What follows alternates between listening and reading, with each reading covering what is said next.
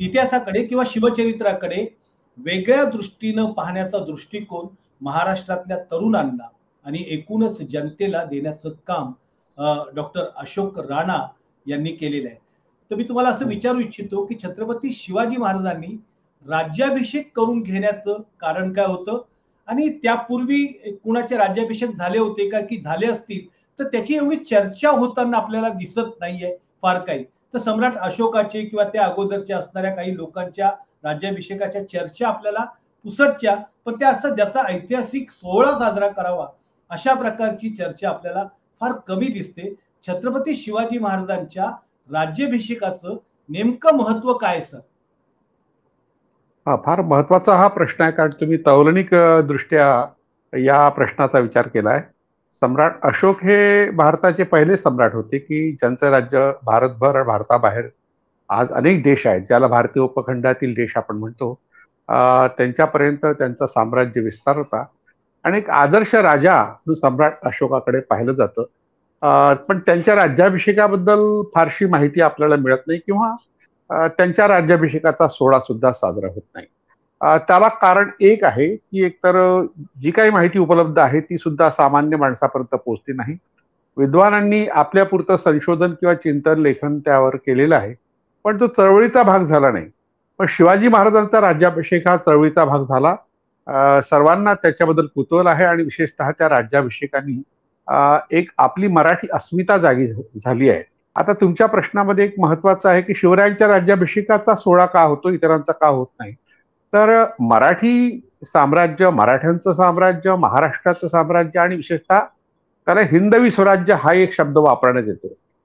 तर त्या हिंदवी स्वराज्याबद्दल अनेकांचे गैरसमज आहेत, ते पहिल्यांदा आपण दूर करूया आणि पुढे मग या सोहळ्याचं काय महत्व आहे याविषयी चर्चा करू.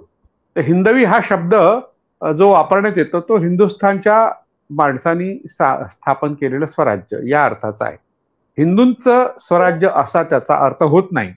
तर म्हणून भारतात एका माणसाने पहिल्यांदा स्वराज्याची स्थापना केली आणि स्वतःचा राज्याभिषेक करून घेतला. ही भारतातली घटना, ही त्या काळात, ज्या काळात राज्याभिषेक झाला त्या काळाच्या दृष्टीने क्रांतिकारक घटना आहे. कारण मोगल साम्राज्य हे भारताच्या 3/4 भागावर होतं आणि भारताशी व्यवहार करायचा असेल परराष्ट्रातल्या लोकांना तर ते मोगलांशीच करत असत. इतर राज्य ही दुय्यम होती आणि त्या काळात राज्याभिषेक होत नसत असं नाही. विजापूरची आदिलशाही होती, निजामशाही होती, आणखी मोगलाई तर होतीच होती. पण या सगळ्या शाह्यांमध्ये विशेषतः दक्षिणेतले काही राजे होते, हिंदू राजे होते, मुस्लिम राजे होते, हे राजे गुपचूप आपला राज्याभिषेक साजरा करीत असत. त्याची वाच्यता कुठे करीत असत.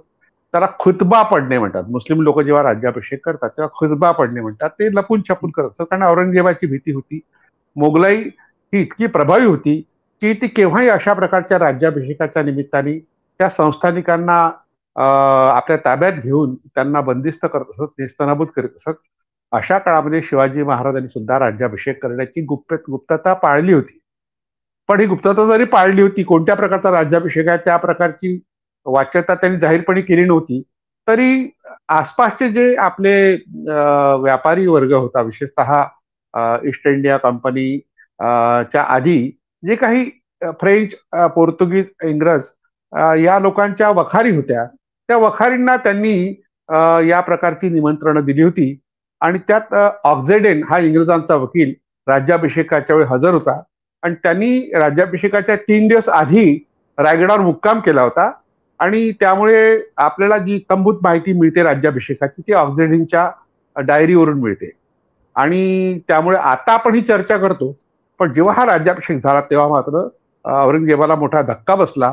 कारण शिवाजी महाराज हा एक विशिष्ट काही भागापुरता राजा होता आणि राजा हा किताब त्यांना मिळाला होता, म्हणजे औरंगजेबाने दिला होता, पण तो अनेकांना दिला होता. म्हणजे चंद्रराव मोरेंना दिला होता, अनेकांना दिला होता, निंबाळकरांना दिला होता. तेव्हा राजा म्हणून स्वतःला घोषित करणं, राज्याभिषेक करणं ही घटना नक्कीच धक्कादायक होती. 1674ची घटना अतिशय महत्वाची आहे, कारण 1657 मध्ये आपल्याकडे अफजल खानाचा वध झाला. अफजल खानाचा मृत्यू हा धक्कादायक एक प्रकार होता, म्हणजे पूर्ण भारतातल्या इतर राज्यकर्त्यांसाठी सुद्धा, संस्थानिकांसाठी. आणि तेथून मग शिवाजी महाराजांनी एक आपली ओळख, आपली खूण ही भारतातल्या सर्व संस्थानिकांनी करून दिली की आपण स्वतः आपलं राज्य स्थापन करू शकतो.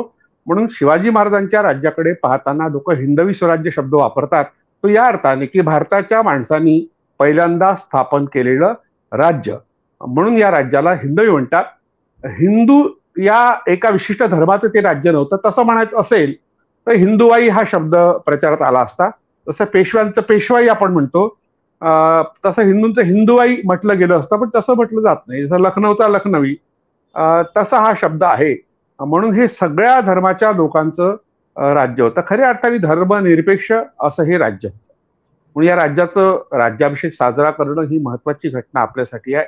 आता त्या राज्याला हिंदुत्वाचं एक वेगळं वळण देण्याचा प्रयत्न राज्यकर्ते करतायत आणि हिंदुत्वाचा अर्थ सुद्धा आपापल्या पद्धतीने लावण्याचा प्रयत्न करतायत. त्यातून शिवाजी महाराजांचं एकंदर व्यक्तिमत्व जे होतं, व्यापक व्यक्तिमत्व होतं, त्याची उंची होती ती कमी करून त्यांना खुजा करण्याचा प्रयत्न सध्याचे राज्यकर्ते करतायत. आणि शिवराज्याभिषेकाचा सोहळा हा आनंद सोहळा आहे, त्याचा इव्हेंट होता कामा नये. पण तो आता इव्हेंट होतो आहे आणि त्याला राजकीय संदर्भ लाभतायत आणि त्यातही आपली पोळी शेकण्याचा प्रयत्न काही लोक करतायत. तो निश्चितच निषेधार्ह आहे. इतक्या मोठ्या माणसाला, जो पूर्ण भारताला प्रेरणा देणार आहे, भारतातल्या लहान लहान संस्थानिकांना प्रेरणा देणार आहे, हिंदूच नव्हे तर मुस्लिम राज्यकर्त्यांना सुद्धा प्रेरणा देणार आहे, त्याचं व्यक्तिमत्व खुजं करण्याचा प्रयत्न आज राज्यकर्ते करतायत. म्हणून ह्या राज्याभिषेकाचं महत्व आपण ओळखलं पाहिजे असं मला वाटतं. या ठिकाणी तुम्ही अत्यंत महत्वाचा मुद्दा मांडला राणा सर. प्रश्न असा होतोय की ज्या काळामध्ये छत्रपती शिवाजी महाराजांचा राज्याभिषेक झाला तर त्यांना ती आवश्यकता का म्हणजे वाटली राज्याभिषेक करून घेण्याचं, हे एक महत्वाचं. काही गोष्टी अशी एक म्हणजे माझ्या माहितीप्रमाणे मला असं कळतंय की त्या काळामध्ये राजाला सगळ्या लोकांना जरी शिक्षा करण्याचा, त्यांच्यावरती हुकूम गाजवण्याचा जरी अधिकार असला तरी म्हणजे तत्कालीन असणाऱ्या ब्राह्मण वर्गाला किंवा ब्राह्मण जातीवरती अधिकार गाजवण्याचा, त्यांना शिक्षा करण्याचा अधिकार राजाला सुद्धा त्या काळात नव्हता. तो ब्राह्मण वर्गातला असणाऱ्या, ब्राह्मणांमधला असणारा एखादा मनुष्य किंवा त्यांचा धर्माचार्य त्याचा न्याय निवाडा करून त्याला म्हणजे शिक्षा देत असे. पण छत्रपती झाल्यानंतर, राज्याभिषेक झाल्यानंतर ब्राह्मण वर्गाला सुद्धा शिक्षा देण्याचा अधिकार राजांना किंवा छत्रपतींना प्राप्त झाला होता का? नेमकं काय याच्यामधलं म्हणजे माझं असे वाचण्यात आलेलं आहे, तर तुम्ही त्याबद्दल नेमका प्रकाश टाकाल कारण की तुम्ही त्याचे अभ्यासक आहात. नाही, हा अतिशय महत्वाचा मुद्दा आहे आताच्या संदर्भात. कारण आता नुकताच नरेंद्र मोदींचा राज्याभिषेक झाला आणि त्यांनी जो सेंगोल हा राजदंड हाती घेतला, त्यातून त्यांना हे कळलं नाही की ज्या चोल साम्राज्याचं प्रतीक म्हणून सेंगोल त्यांनी हाती घेतला आणि अशोक स्तंभाला किंवा राजदंडाला जो पर्याय त्यांनी देण्याचा प्रयत्न केला, त्यातून ते फसले आहेत. कारण त्यामध्ये जो राजदंड आहे, असा प्रकारचा राजदंड देण्याचा प्रघात अनेक राजवटीमध्ये होता. आणि सेंगोलच्या संदर्भात सांगायचं म्हणजे त्या काळात राजाला सर्व अधिकार होते. म्हणजे तीनही वर्णांना तो दंड देऊ शकत असे. पण तेव्हा एक अशी घोषणा केली जात असे, अदंड्योस्मी अदंड्योस्मी अदंड्योस्मी, मला कोणी दंड करू शकत नाही, मला कोणी दंड करू शकत नाही, मला कोणी दंड करू शकत नाही. हे त्रिवार प्रतिज्ञा जेव्हा हातात राजदंड घेऊन राजा करत असे, तेव्हा त्याच्या डोक्यावर असा एक मोराचा पीस फिरून तो प्रधान जो असे त्याचा किंवा प्रधान पुरोहित असे, तो म्हणत असे, धर्मदंड्योसी, धर्म तुला दंड करू शकतो. म्हणजे राजा सर्वांना दंड करू शकतो हे खरं असलं तरी धर्म त्याला दंड करू शकते. धर्म कोणाच्या हाती होता? धर्म हा ब्राह्मणांच्या हाती होता. त्या ब्राह्मण हा राजाला दंड करू शकत असे, पण ब्राह्मणाला राजा दंड करू शकत नसे. ही सेंगोलची एक पार्श्वभूमी आहे, जे आता नरेंद्र मोदींनी चुकीची प्रथा आपल्या भारतात आणली. सेंट्रल विस्टाच्या उद्घाटनाच्या निमित्ताने त्यांनी स्वतःला राज्याभिषेकच करून घेतला आणि अशी विकृत परंपरा आपल्या पुढे आणली की ज्यामध्ये ब्राह्मण हा राजाला दंड करू शकतो. पण आता राजाच अस्तित्वात नाही ना, आता आपण लोकशाहीमध्ये आहोत. पण जेव्हा राजा अस्तित्वात होता तेव्हा स्वतः शिवाजी महाराजांना सुद्धा एखाद्या ब्राह्मणांना शिक्षा द्यायची असेल तर पंडितराव त्यांनी जो नेमला होता, रघुनाथ पंडितराव, त्याला तो अधिकार त्यांनी दिला होता. स्वतः शिवाजी महाराज काही कोणत्याही ब्राह्मणांना शिक्षा देऊ शकत नसत. कारण ही परंपरा, मनुस्मृतीची परंपरा जी आता सेंगोलच्या निमित्ताने पुनरुज्जीवित होते, ती 350 वर्षापूर्वी होती. पण तिला शह देण्याचं काम पहिल्यांदा शिवाजी महाराजांनी घेतलं आणि त्यांनी स्वतः आपण ब्राह्मणांना सुद्धा शिक्षा देऊ शकतो हे सिद्ध केलं. आणि एवढं सिद्ध केलं एवढंच नाही, तर स्वतः राज्याभिषेकाच्या आधी त्यांनी एका ब्राह्मणाला शिक्षा दिली होती, कारण त्यांनी जो राज्याभिषेक साठी त्यांनी एक एक प्रकारचं आदेश दिला होता की याच्याकरता जो निधी गोळा करायचा भरला नाही, अशा एका ब्राह्मणांना त्यांनी शिक्षा केली होती. त्याला त्रिंबक तिरुमल असं काही त्याचं नाव आहे. म्हणजे त्यांनी राज्याभिषेकाच्या आधी सुद्धा 3 महिने आपल्या जेलमध्ये ठेवलं होतं. तेव्हा मग मोरोपंत जो होता पिंगळे त्यांनी मखलाशी केली आणि त्यांनी सांगितलं की बा मी भरतो, मी निमित्त जो निधी आहे तो गोळा करण्याचं काम मी करतो. राज्याभिषेकाच्या आधी त्यांनी ब्राह्मणांना शिक्षा देण्याचा प्रयत्न केला होता असं नाही, पण शिवराज्याभिषेकानंतर त्यांना तो अधिकृत अशा प्रकारे अधिकार मिळाला आणि त्या अधिकारामुळे ब्राह्मणांना त्यांनी शिक्षा दिलेल्या आहेत. जसं रांजाच्या पाटलाला शिक्षा केल्या आहेत तसं अनेक ब्राह्मणांनी शिक्षा केल्या आहेत.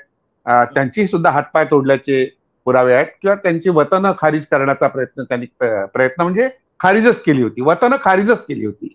अशा तऱ्हेचा अधिकार हा राज्याभिषेकामुळे शिवाजी महाराजांना प्राप्त झाला. वासिवेंद्रेंनी त्यावर फार विस्तृतपणे चर्चा केली आहे.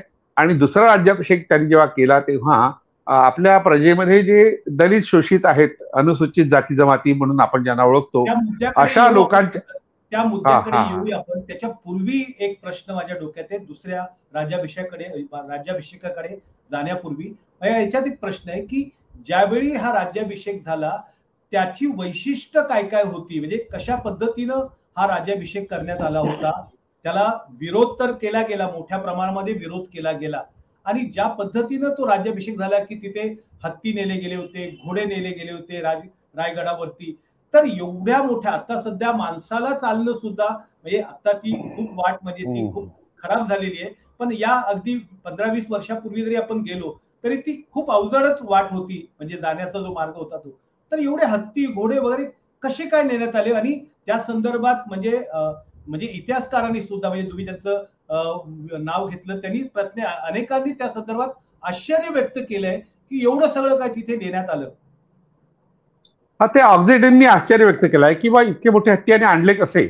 आणि त्या काळात एक गोष्ट घडली फार महत्वाची आहे की जो गागाभट्ट त्यांनी आणला काशीवरून, त्याच्या आधी महाराष्ट्रातले पैठणचे जे काही ब्राह्मण होते, पुरोहित होते, ते शिवाजी महाराजांना राज्याभिषेक करून घ्यायला तयार नव्हते, कारण शिवाजी महाराजांना ते शूद्र मानत होते.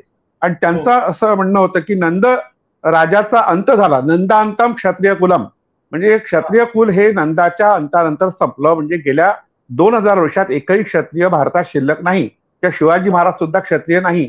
तेव्हा त्यांना शूद्र असल्यामुळे आम्ही राज्याभिषेक करीत नाही, कारण पैठणला दक्षिणेतली काशी म्हणतात, तिथले ब्राह्मण तयार नव्हते. तेव्हा मोरोपंत पिंगळेंना शिवाजी महाराजांनी पाठवलं गागाभट्टाकडे काशीला आणि त्यांना सांगितलं की बा आमच्या राजाला राज्याभिषेक करायचा. तर गागाभट्ट म्हणाला की आता क्षत्रिय शिल्लक नाही, मी राज्याभिषेक कसा करू, त्यापेक्षा तू ब्राह्मण आहे, तूच राजा हो, कारण क्षत्रिय शिल्लक नाही, त्या ब्राह्मणाला राजा करता येतं. मोरोपंत पिंगळेला त्यांना सांगितलं की तूच राजा हो. आणि तो जेव्हा परत आला आणि शिवाजी महाराजांना सांगायला लागला की गागाभट्ट म्हणाला की मोरोपंत पिंगळेंनाच राजा कर. ज्या शिवाजी महाराजांनी अतिशय प्रतिकूल अवस्थेत स्वराज्याची स्थापना केली, जे स्वराज्य सर्वांचं होतं, त्याचा राजा मोरोपंत पिंगळेला करायचा, अशा प्रकारचा विचित्र सल्ला हा गागाभट्टांनी आधी दिला होता. मग शेवटी त्याने बाळाजीरावजी चिटणीस हा कायस्थ होता आणि तो स्वीय सचिव होता, पर्सनल सेक्रेटरी होता शिवाजी महाराजांचा, त्याला पाठवलं. त्याला पाठवल्यावर मग तो म्हणाला की बघ तू क्षत्रिय आहेस, कारण कायस्थ एक क्षत्रिय आहे असं त्याचं म्हणणं होतं गागाभट्टाचं, आणि तू सुद्धा राजा हो. आता तो मोठा पेच पडला. आणि कारण आपल्या महाराष्ट्रातले जे ब्राह्मण होते कायस्थांना शूद्र मानत होते, क्षत्रिय मानत नव्हते, पण गागाभट्टांनी ते मान्य केलं. मग शेवटी मधला मार्ग असा शिवाजी महाराजांनी काढला की तुला त्याबद्दल काय पाहिजे, म्हणजे लाच देण्याचा जो पहिला प्रयत्न त्या काळात झाला, शिवाजी महाराजांनी 1 लाख होण ही दक्षिणा दिली गागाभट्टाला. दक्षिणा देऊन मग त्यांनी क्षत्रियत्व घोषित केलं शिवाजी महाराजांचं. आणि त्या एकंदर तेव्हा ज्या तुला झाल्या, वासिबेंद्रेंनी म्हटलं होतं की ज्या प्रकारच्या तुला झाल्या, प्रायश्चित्त विधी झाले, सोन्याची तुला, तांब्याची तुला, चांदीची तुला, दागिन्यांची तुला, सोबत धान्याची तुला, ह्या तुला करण्याची गरज नव्हती, कारण शिवाजी महाराजांनी असं काही पाप केलं नव्हतं. पण त्यांचं असं म्हणणं होतं की शिवाजी महाराजांच्या काळात काही गायी मारल्या गेल्या होत्या आणि गायी मारल्याचं पातक त्यांच्याकडून घडल्यामुळे प्रायश्चित्त विधी आवश्यक होते. सोबत आणखी एक विधी झाला, ज्या विधीची चर्चा फारशी होत नाही, त्याला व्रात्यस्तोम विधी म्हणतात. आणि हा विधी तांड्य ब्राह्मण नावाचा एक ब्राह्मण ग्रंथ आहे, त्यात सांगितलंय की ज्या लोकांना, जे शूद्र आहेत पण ज्यांना क्षत्रियत्व हवं असेल हा विधी करायचा. आणि या विधीमध्ये व्रात्यस्तोम विधीमध्ये आणखी एक विधी होता, हिरण्यगर्भ महादान विधी. म्हणजे सोन्याचा एक हंडा बनवायचा आपल्या आकाराचा, त्याला एक लहानसा दरवाजा करायचा आणि त्यात राजांनी बसायचं आणि बाहेरून किंचित चटका द्यायचा, अग्नी द्यायचा ब्राह्मणांनी, पुरोहितांनी, आणि मग त्या राजाला बाहेर काढायचं. म्हणजे हिरण्यगर्भ म्हणजे हा सोन्याचा गर्भ, यातून तो राजा बाहेर आला की तो क्षत्रिय होत असे आणि तो सोन्याचा हंडा ब्राह्मणांना मिळत असे. म्हणजे सोन्याचा हंडा ब्राह्मणांना मिळणे म्हणजे त्याला प्रचंड प्रमाणात दान दक्षिणा देणे, लाच देणे. अशा तऱ्हेने परकीय जे राज्यकर्ते होते, इतर देशातून आलेले शक असतील, हुन असतील, कुशाण असतील, या लोकांना त्यांनी अशा प्रकारचे क्षत्रियत्व प्रदान करून राज्य त्यांना दिलं, क्षत्रियत्व दिलं. पण शिवाजी महाराजांना त्यासाठी जो विधी करावा लागला त्याला व्रात्यस्तोम हा विधी म्हणतात. व्रात्य म्हणजे व्रात्य शब्द आता आपल्याला जो माहित आहे शब्दकोशातला तो खोडकर वगैरे असा आहे, आणि मनुस्मृतीने त्यांना शूद्र म्हटलेलं आहे. पण व्रात्याचा अर्थ होतो कष्ट करणारे. वृ म्हणजे कष्ट करणे, व्रात म्हणजे कष्ट करणाऱ्या लोकांचा समूह, आणि त्या समूहामध्ये जन्मलेले ते व्रात्य. अशा कष्टकरी वर्गातून, शेतकरी वर्गातून जे लोक आले आहेत त्या लोकांना क्षत्रियत्व प्रदान करण्याकरता व्रात्यस्तोम विधी होत होता. तो शिवाजी महाराजांच्या राज्याभिषेकाच्या 3 दिवस आधी झाला. त्याचा उल्लेख ऑक्झेड यांनी केलेला आहे. आणि राज्याभिषेक विधी जो लिहिलाय, शिवराज्याभिषेक कल्पतरू हा ग्रंथ गागा भट्टांनी तयार केला, त्या ग्रंथामध्ये सुद्धा या व्रात्यस्तोम ह्या विधीचा उल्लेख आहे. याचा अर्थ गागा भट्ट हा शिवाजी महाराजांना शूद्र समजत होता. शूद्राचार शिरोमणी हा 16व्या-17व्या शतकातला जो ग्रंथ आहे कमलाकर भट्टाचा, त्यात सुद्धा त्यांनी म्हटलं होतं, नंदांताम क्षत्रिय कुलम, आता कोणी क्षत्रिय राहिलं नाही. पण क्षत्रियत्व प्रदान करायचं असेल तर त्याला भरपूर दक्षिणा ब्राह्मणांना द्यावी लागत असते, प्रायश्चित्त विधी करावा लागत असे. ह्या दान दक्षिणेच्या निमित्ताने ब्राह्मण हे त्या काळात खूप समृद्ध झाले. पण शिवाजी महाराजांनी स्थापन केलेल्या हिंदवी स्वराज्याचा खजिना मात्र रिता झाला. ही अतिशय वाईट घटना आहे. तिचा उल्लेख वासिबेंद्रेंनी केलाय की अशा तऱ्हेने प्रायश्चित्त विधी करणं, शिवाजी महाराजांना शूद्र म्हणून लेखणं आणि मग राज्याभिषेक करणं, म्हणजे एक प्रकारे त्यांच्यावर त्यांनी दंडच ठोठावला. आणि शिवाजी महाराजांनी तो स्वीकारला. लाच तर दिलीच दिली, पण तो शिवाजी महाराजांच्या स्वराज्याचा खजिनाही रिता झाला. या सगळ्याची नोंद ऑक्झेड यांनी आपल्या डायऱ्यांमध्ये केली आहे. हा अपमानास्पद प्रकार होता. तो जिजाबाईंना पाहावा लागला. त्यांना किती वाईट वाटलं असेल की ज्या आपल्या बाळांनी इतकं मोठं स्वराज्य स्थापन केलं स्वतःच्या बळावर, आणि विशेषतः मोगलाई इतकी प्रभावी असताना शिवराज्याभिषेक केला, अशा प्रसंगी स्वराज्याचा खजिना रिता करण्याचं पाप हे ब्राह्मणांनी केलं. म्हणून तो अपमानास्पदच विधी होता, तो काही चांगला विधी नव्हता.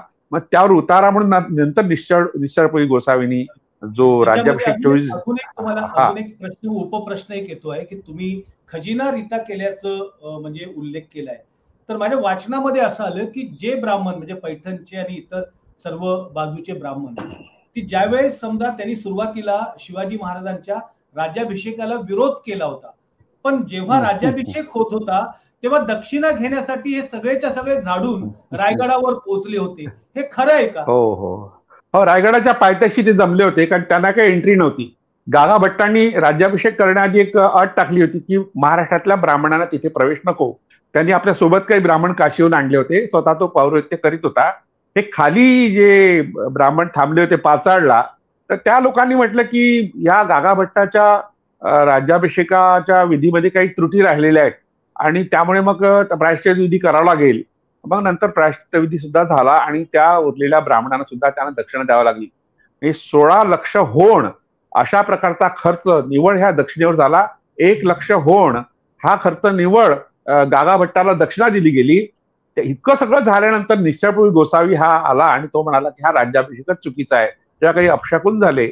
आणि ते म्हणजे शिवाजी महाराजांच्या नाकावर एक वरचं जे राज्याभिषेकासाठी जी मेघडंबरी तयार करण्यात आली होती त्यातलं लाकूड पडलं, खाली पडलं. शिवाजी महाराजांच्या पत्नीचा मृत्यू झाला. अनेक त्यांनी घटनांची मालिका सांगितली आणि त्यामुळे दुसरा राज्याभिषेक करणं आवश्यक आहे. म्हणजे राज्याभिषेकाच्या निमित्ताने शिवाजी महाराजांचं शोषण, आर्थिक शोषण, सामाजिक शोषण, मानसिक शोषण करण्याचा प्रयत्न तत्कालीन महाराष्ट्रातल्या ब्राह्मणांनी केला. काशीच्या ब्राह्मणांनी केलाच केला, गागा भट्टांनी महाराष्ट्रातल्या ब्राह्मणांनी सुद्धा केला होता. हे एक वास्तव आहे, हे असे भीषण वास्तव आहे. बरोबर आहे. आता दुसऱ्या राज्याभिषेकाकडे आपण येऊया. तुम्ही निश्चलपुरीचा उल्लेख केलेला आहे, तो नेमका काय प्रकार होता, तो विधी काय होता किंवा तो का केला गेला? एकतर अपशकुन झाल्याचं तुम्ही ते सांगितलं, की दुसरी गोष्ट त्याचं कारण काय होतं की निश्चलपुरी आले आणि त्यांनी ते तंत्र विद्येतले प्रमुख असे म्हणजे पुजारी होते, तर त्यांनी दुसरा विधी केला, त्याच्यातले काय महत्वाचे टप्पे होते? हा, त्यात एक गोविंद भट्ट म्हणून नावाचा एक ब्राह्मण सुद्धा त्याच्यासोबत होता. तो कराडे ब्राह्मण होता. म्हणजे आपल्याकडे चित्पावन आणि कराडे यांचा संघर्ष फार मोठा आहे. निश्चळपुरी गोसावी हा काही ब्राह्मण नव्हता, तो तर गोसावीच होता, पण शाक्त जंगम संप्रदायाचा होता, एक जंगम तंत्र. जंगम म्हणून त्याचा उल्लेख येतो काही ठिकाणी. काय येतो? जंगम जंगम म्हटलं जातं काही ठिकाणी हा, त्याला. जंगम. हा, गोसाव्यांमध्ये जंगम नावाचा एक प्रकार आहे. जे गोसावी फिरत राहतात एका ठिकाणाहून दुसऱ्या ठिकाणी, त्याला जंगम म्हणतात. ते तंत्र संप्रदायातला निष्णात असा तो एक तंत्र पुरोहित होता. आणि तंत्र संप्रदायामध्ये शूद्रांना म्हणजे अतिशूद्रांना अतिशय महत्वाचं स्थान आहे. म्हणजे ते मानतच नाही जातीभेद, मुळात अस्पृश्यताही मानित नाहीत. आणि त्यात एक अट अशी असते की तेव्हा एक शैवविवाह नावाचा विधी करावा लागतो.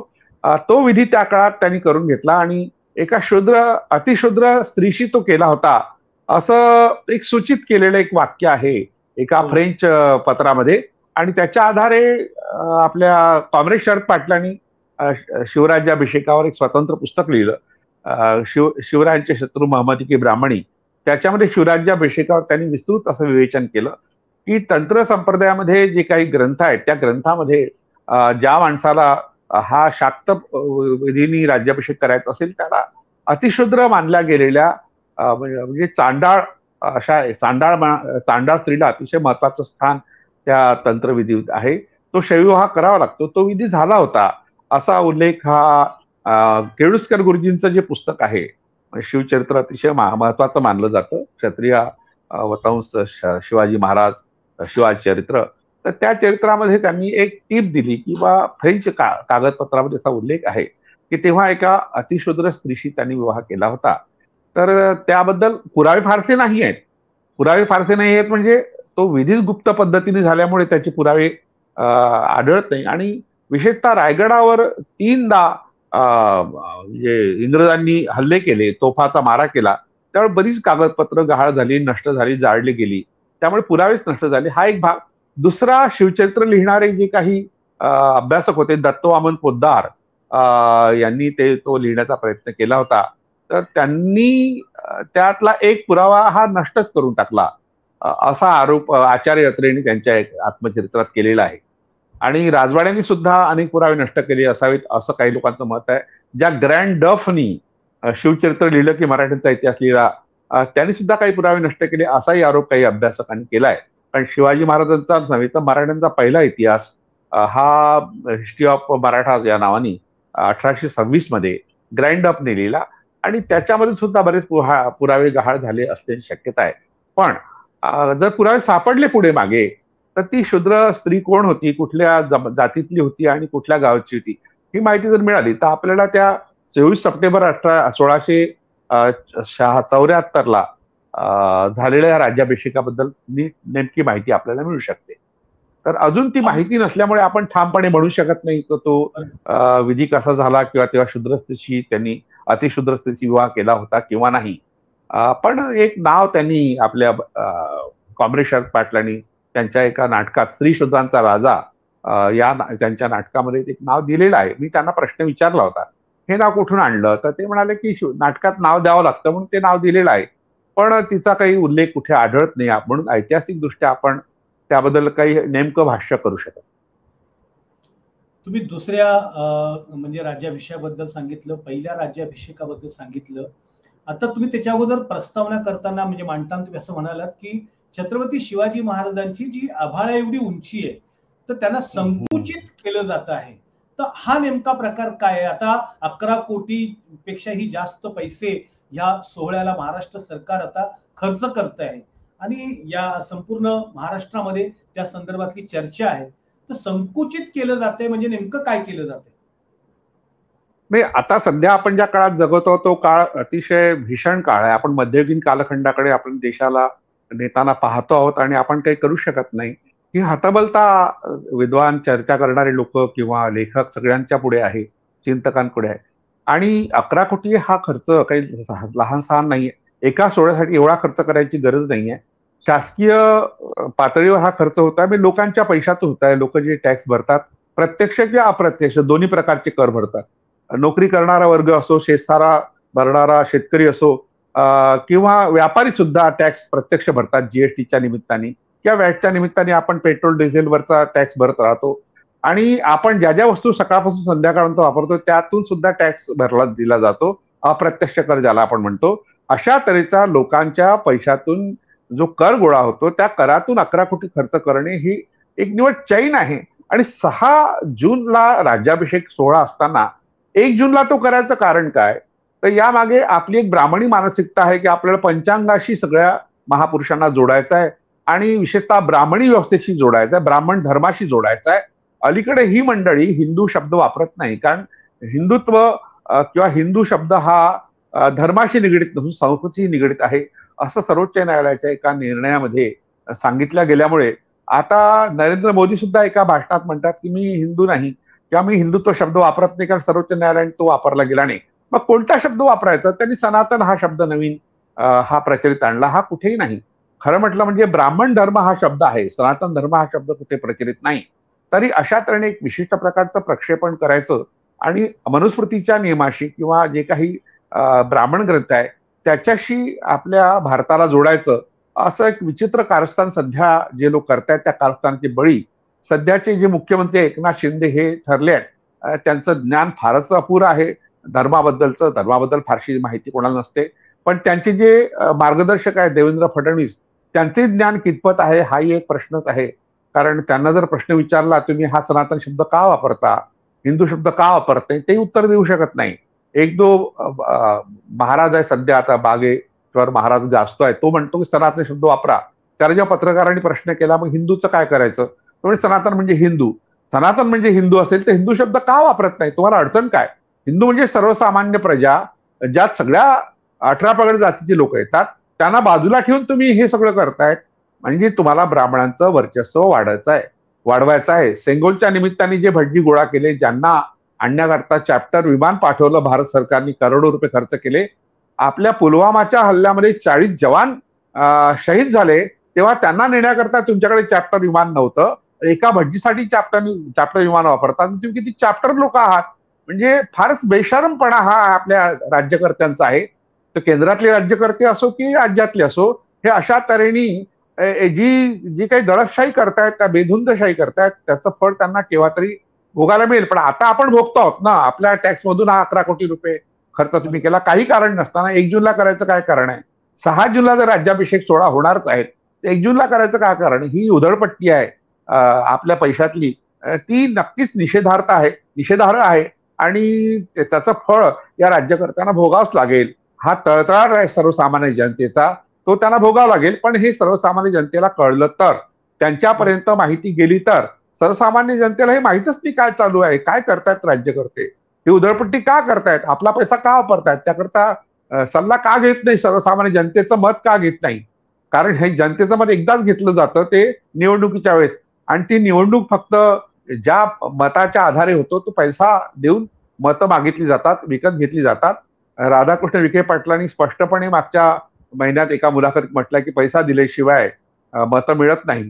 तर अशा तऱ्हेने मुजोरपणे आणि बेशरमपणे राज्यकर्ते वागतायत. असा विचित्र काळ आता आलाय. अशा काळात शिवाजी महाराजांचा आदर्श हा घेण्यापेक्षा हे गागा भट्टाचा आदर्श घेतायत, ज्यांनी शिवाजी महाराजांचं आर्थिक शोषण केलं. नंतर तो खजिना भरण्याकरता, जो रिता झालेला खजिना भरण्याकरता शिवाजी महाराजांना दक्षिण दिग्विजय करावा लागला, दक्षिणी स्वाऱ्या कराव्या लागल्या.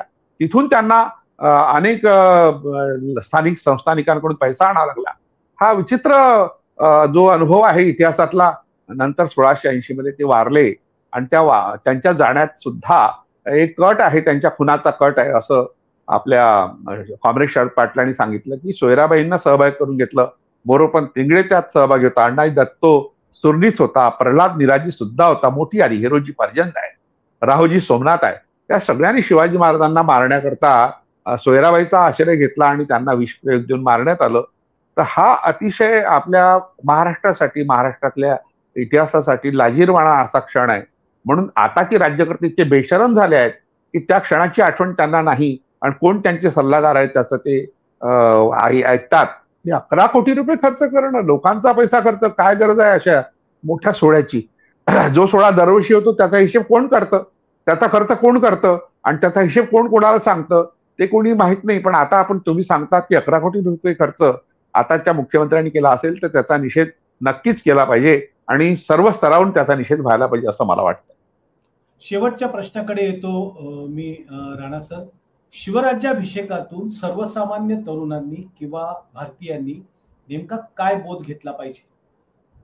हा अतिशय महत्वाचा प्रश्न आहे, कारण आपण शिवचरित्र वाचतो ते का वाचावं, शिवजयंती साजरी करतो ती का करावी, शिवराज्याभिषेक सारखे सोहळे का साजरे करावेत, याचं महत्वाचं कारण शिवाजी महाराजांचं एकंदर राज्य हे लोककल्याणकारी राज्य होतं. लोकांच्या कल्याणासाठी त्यांनी ते स्वतःचं राज्य स्थापन केलं आणि त्यानुसार त्यांनी आखणी केली. आज्ञापत्र जे रामचंद्र पंत अमात्य आज्ञापत्र आहे, तर त्या आज्ञापत्रात त्यांनी जलसंवर्धनाच्या गोष्टी सांगितलेल्या आहे. शेतकऱ्यांच्या भाजीच्या देठाला सुद्धा सैनिकांनी हात लावता कामा नये अशा प्रकारची एक आज्ञा आहे. कारण जेव्हा मोहिमेला सैनिक जातात तेव्हा शेतातून त्यांना जावं लागतं, तेव्हा नासाडी होते पिकाची.